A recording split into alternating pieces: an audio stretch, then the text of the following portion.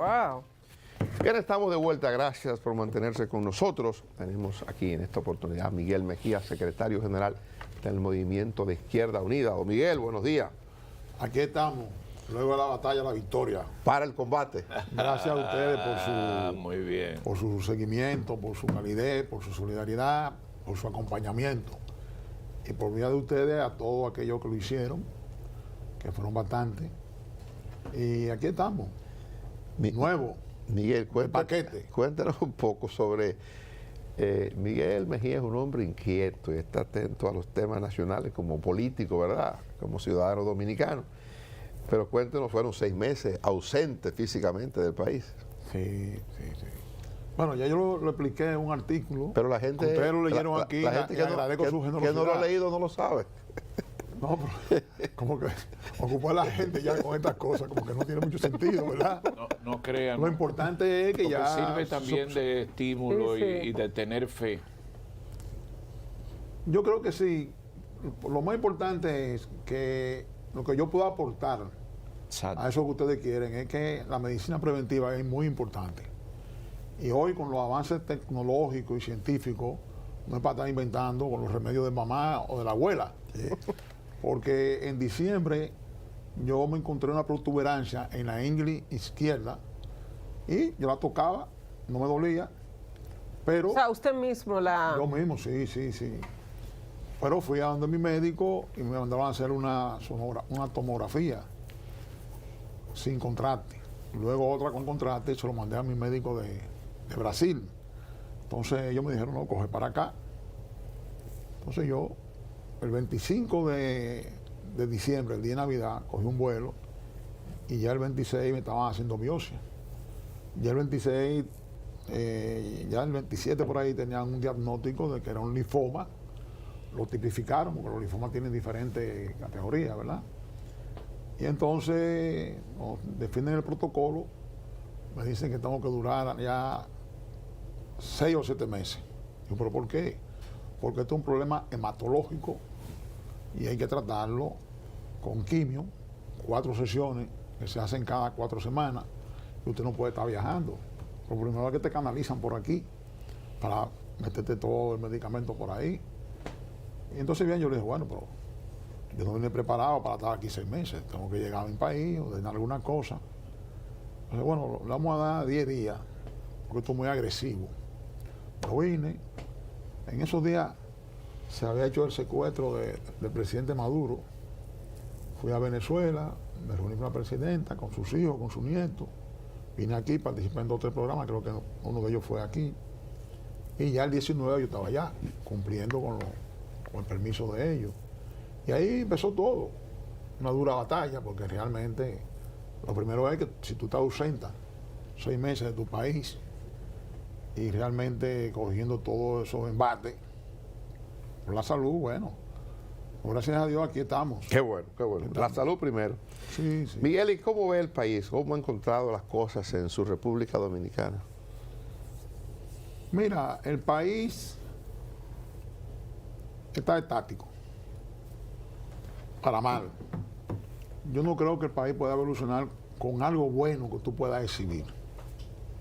Ahora mismo ustedes hacían el comentario sobre la carretera El Ámbar, que al parecer es una necesidad que tiene el país, pero hay ciertos grupos ecológicos que existen en todas partes del mundo, y yo creo que son gente bien intencionada, la mayoría de ellos, pero detrás de esos grupos se mueven intereses económicos.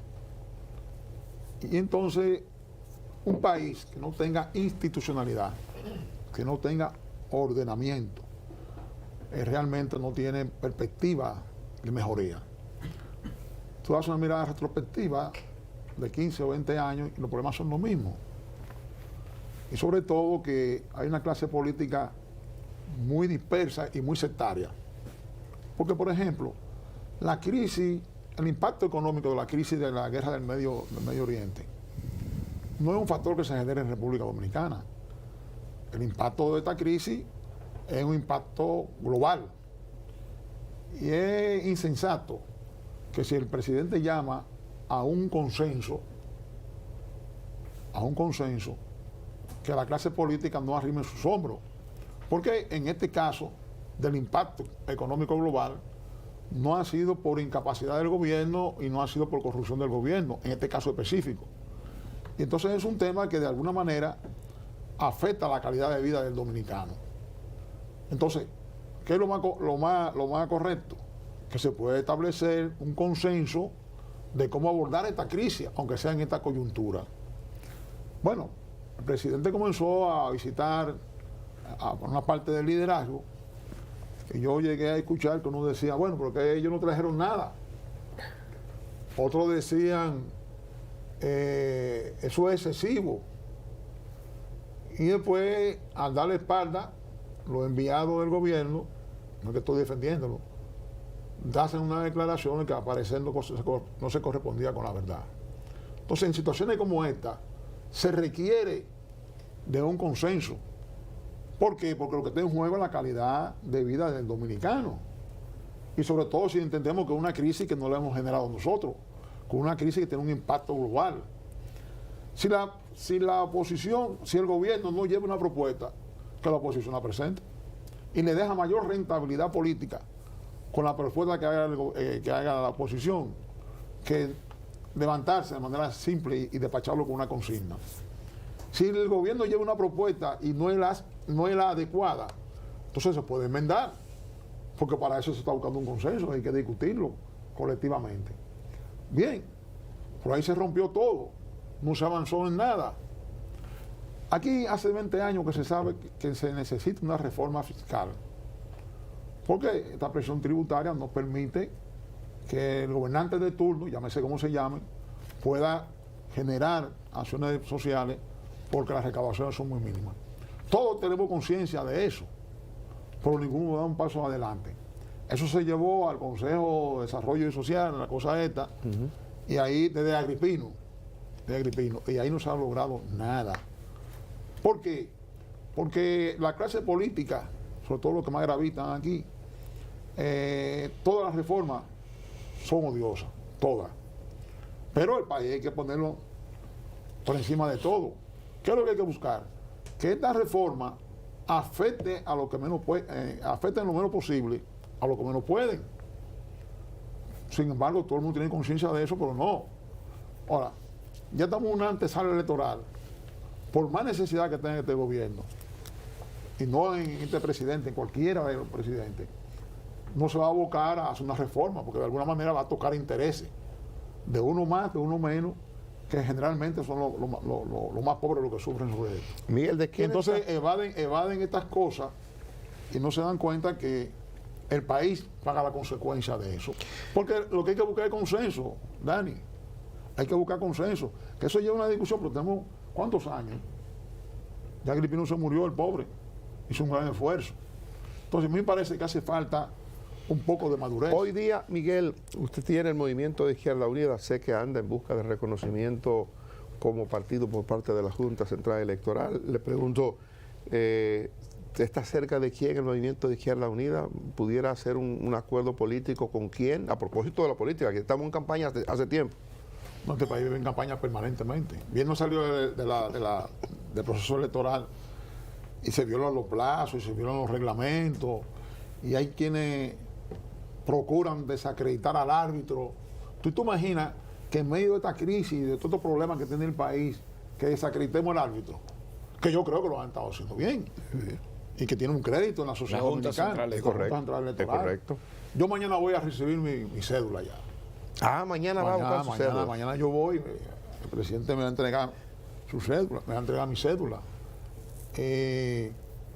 Yo creo que, como dicen la gente del Cibao, es muy temprano para ablandar la habichuela. Yo creo que los partidos, sobre todo los partidos tradicionales o los grandes partidos, generan un proceso interno que va más allá de la parte interna de ellos, tienen una dimensión nacional, involucran y arrastran a la sociedad a ese ritmo.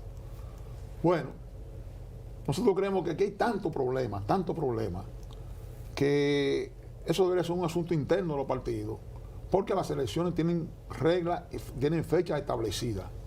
Entonces, anticiparla es crear una convulsión al pueblo que puede arropar o distraer al país sobre su grande problema. Entonces nosotros no tenemos una definición, nosotros tenemos años estableciendo una alianza plurideológica, pluripartidista, una alianza amplia, diversa y plural. Pero su alianza ha sido básicamente con el Partido de la Liberación Dominicana. Históricamente ha sido así. Y siguen buenas esas relaciones.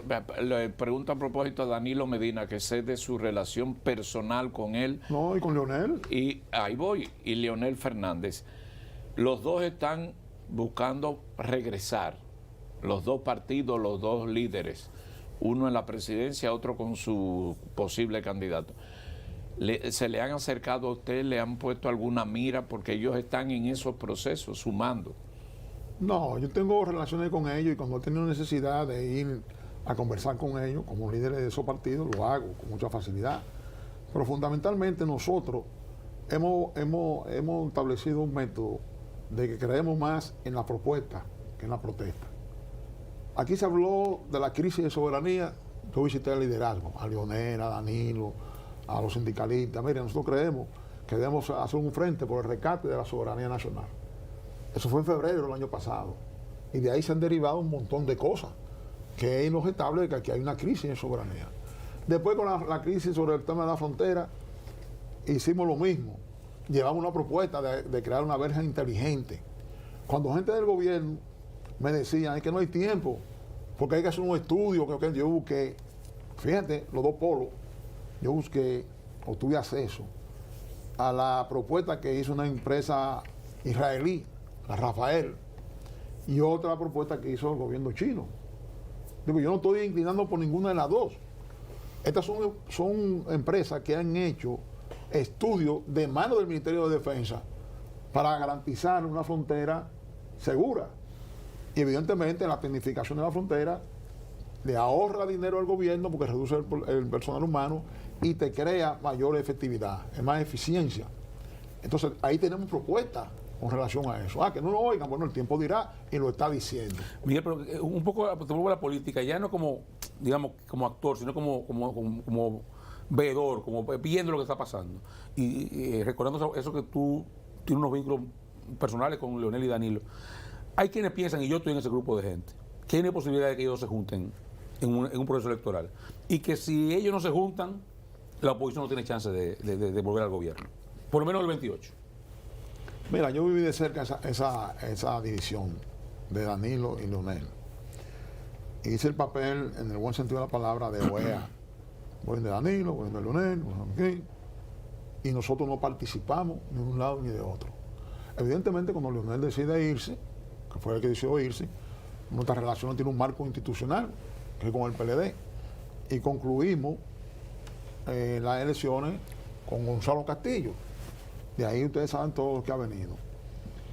Yo creo que ese orgullo personal no puede prevalecer por encima de la necesidad y los intereses del país. Yo creo que hay un poco de orgullo entre ellos. Yo nunca estuve de acuerdo con la división de que Leonel se fuera del partido, y mucho menos en la víspera de un proceso electoral. Yo nunca creí que el argumento de Leonel de que fue un algoritmo que lo que hizo que él se fuera, yo no creía. Yo creo que él le aplicaron su propia medicina. Mientras Danilo no llegó a ser presidente, Leonel tenía el control hegemónico del PLD, de la Comisión Política y de su Comité Central. Y nunca pudo revertir eso. Danilo tuvo la paciencia y se refugió en su casa, se refugió en el partido y remontó y luego invirtió eso. En el sentido de que ya él tenía el control de la Comisión Política y tenía el control de la Comité Central y de la estructura del partido. Cuando van a un proceso interno, lo más lógico era que el que quita y que pone, en este caso era Danilo, se había revertido eso. Y Danilo lo venció. Es mi punto de vista, de nosotros pensamos eso. Entonces, quizá el temperamento, el orgullo de Leonel no podía permitir que hicieran eso. Pero Danilo dijo una vez que el gobierno lo venció. Entonces el gobernador se presionó. El Estado lo venció. Bueno, Leonel pudo repetir lo mismo ahora. Pero no es que el Estado te está avasallando.